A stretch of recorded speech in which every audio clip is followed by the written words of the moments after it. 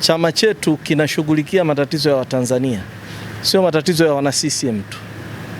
Ndio maana unaona katika maadhimisho hayo ukifuatilia hata nchi nzima na hata ukifuatilia maelekezo ya Dr. Samia Suluhu Hassan, Mheshimiwa Rais na mwenyekiti wa chama chetu, ni kwamba serikali inahangaika na matatizo ya wananchi wa Tanzania.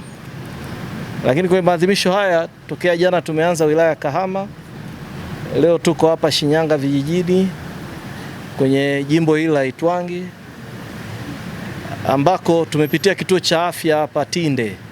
Niseme tu kuna mapungufu kutokana, tumeona wanatoa huduma kwa wagonjwa takribani 1200 kwa mwezi.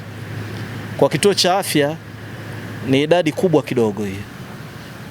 Na hapo ukizingatia barabarani kuna ajali, na uzuri madaktari hawa kituo hiki cha afya kinatoa huduma za upasuaji wa dharura.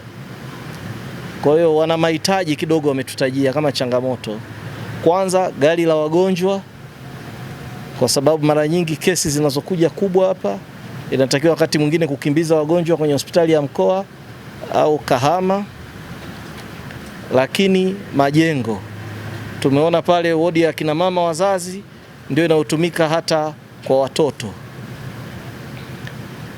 Nafikiri kwa sera ya afya kunatakiwa kuwa na wodi ya watoto kwa kiwango cha huduma inayotolewa hapa.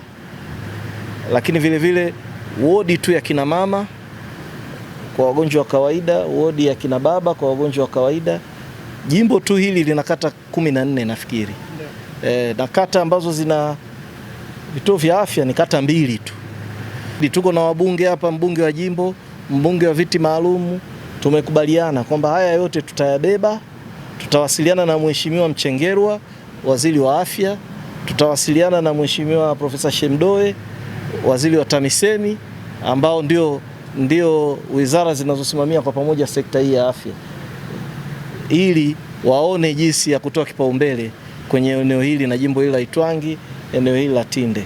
East African Spirits Company Limited ni kampuni inayojihusisha na uzalishaji wa pombe kali na bia. Kampuni hii ilianza mnamo 2018 ambapo ilianza na line ya plastiki. Tulianza uzalishaji wa bidhaa yetu inayoitwa Diamond Rock. 2019 tukaanzisha line yetu ya line ya glasi ambao tunazalisha bidhaa yetu pendwa Hanson's Choice. 2023 ndipo tulipoanza ku blend na ku manufacture beers zikiwa ni Hanson's Light, Goldberg, Basembi ambayo imeunga mwaka 2024 na Hanson's Dry iliyoanza uzalishaji mwaka 2025. Bidhaa zetu ni bora, salama, zimethibitishwa na TBS, lakini pia zina key element au niseme ni zina sifa kuu ya kutokuwa na hangover, kutokuwa na harufu mbaya, na pia zina bei nafuu kwa kila Mtanzania.